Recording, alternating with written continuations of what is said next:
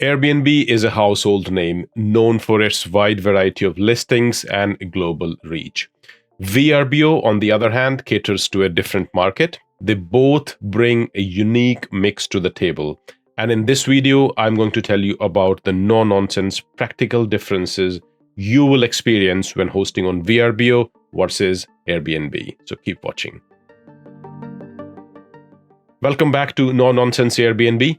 Let's talk about the key differences between hosting on Airbnb and VRBO. The first point of comparison is the cancellation policy.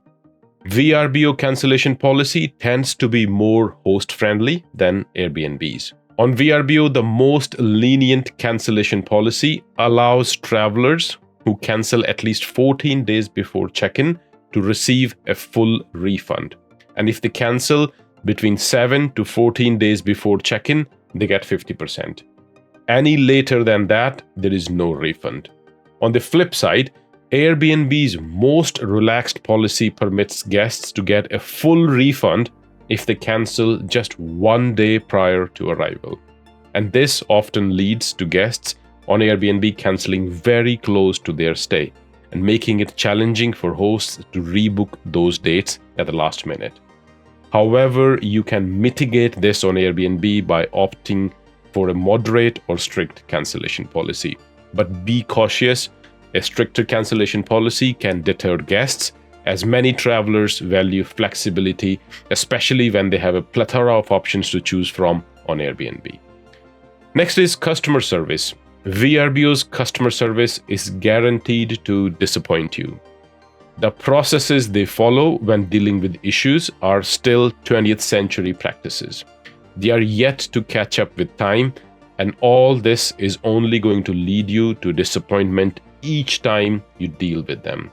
I remember once they put me in a conference with the disgruntled guests and asked me to sort it out with them directly while they were listening to the whole conversation. On the other hand, Airbnb's customer service is more evolved. The processes they follow are intuitive and kind of makes sense most of the time. Next is the commission structure. Both of these platforms charge about the same 18% commission on top of your nightly rate, but they split it differently. Airbnb takes 3% from the hosts and 15% from the guests, whereas VRBO takes 5% from the host and 10% from the guest, and they charge an additional 3% for payment processing, which brings their fee at par with Airbnb at 18%. Next is protection against damages. Airbnb wins on this front hands down. AirCover, which is the name of Airbnb's damage guarantee, covers your property for any kind of accidental damage caused by guest negligence to your property, as well as protects you against any kind of public liability claim. VRBO, on the other hand, can leave you high and dry when things go wrong. You get to set a damage deposit on your listing, and that damage deposit is the only thing you will be left with in case of a property damage, however big or small it may be. But they do offer the same kind of public liability cover to hosts as Airbnb. Next is the user friendliness of the website and the phone app. VRBO's website, just like its customer service, is still living in the 20th century. The design and navigation of the website are not easy to master, and it can take a very long time to get used to it. Their phone app for hosts is practically useless when it comes to staying on top of your communication when you're on the go.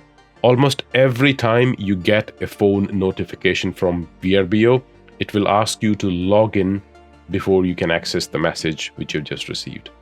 Airbnb wins on this point as well. Their website and phone app are very easy to navigate, very reliable, and intuitive at the same time. Let's move on to the ease of managing bookings. It is much easier to manage bookings on Airbnb than VRBO. For example, if you have to alter a reservation on Airbnb, you can simply do the modification to the reservation and it will automatically calculate new price. Whereas on VRBO, They will let you do any kind of modification to the reservation in just a few clicks, but the website won't calculate the new price automatically, and it leaves it to the host to do the calculation, leaving you almost scared of doing any kind of alteration to the booking. And then you have to send a separate payment request or a refund to the guest. VRBO won't do anything for you. If you forget that, if you don't realize you had to charge the guest, they might just go away with that alteration for free. Now let's talk about guest profiles. In my experience, Airbnb attracts a diverse crowd, from solo travelers to families. It's a melting pot. VRBO, however, tends to attract an older demographic, often looking for longer, more leisurely stays. And this can mean fewer bookings, but often longer and more lucrative ones. I've noticed that VRBO guests are often more relaxed, planning their vacations well in advance. And when it comes to teaming up for property management, Airbnb hits the nail in the head with its co-hosting feature. It's a game changer. You can invite someone to help manage your property, and they get their own login to handle guest messages. Sleek and secure. But VRBO, it's a solo mission. If you need a hand with guest communication, brace yourself to share your VRBO login. No fancy co-host options there. It's all or nothing with your account details. And this is a huge drawback for hosts with multiple properties in their portfolio, and they're trying to hire someone to manage the communication. The only option they will have is to share their login detail. However, you can get around this problem by using a channel manager software, which lets you do all the management outside of VRBO. Despite all these differences, I would say everyone should list their property on both Airbnb and VRBO. For me personally, Airbnb alone brings about 80% of the bookings, and the rest is filled by VRBO. But don't expect VRBO to completely fill your calendar. That won't happen. However, VRBO can effectively fill gaps in your calendar. I've done a previous video on how to increase VRBO bookings. I will leave a link to it in the description below if you would like to watch it. And with that, this brings me to the end of this video.